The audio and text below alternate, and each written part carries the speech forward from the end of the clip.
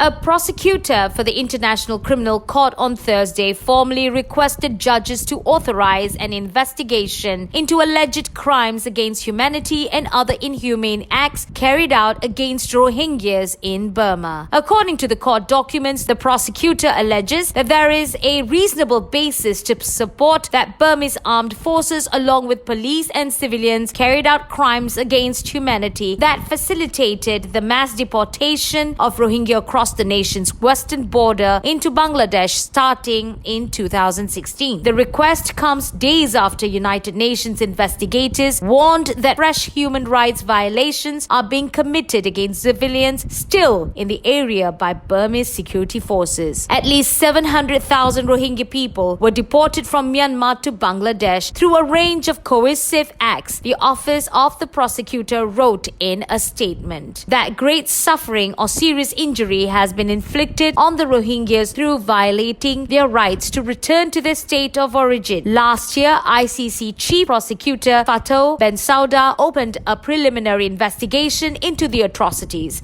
The UN and others have accused Burmese military of murdering thousands of Rohingyas in Western Arakan state with genocidal intent. Burmese armed forces have repeatedly denied committing atrocities against the Muslim minority, dodging accusations that include gang rapes, murder, and torching whole villages. Last month, Malaysia's Minister of Foreign Affairs Saifuddin Abdullah called for justice to be brought to the perpetrators of the Rohingya crisis in Burma as Southeast Asian leaders gathered in Bangkok for its biannual Asian Summit. The prosecutor's request is now the court's judges who will render a decision.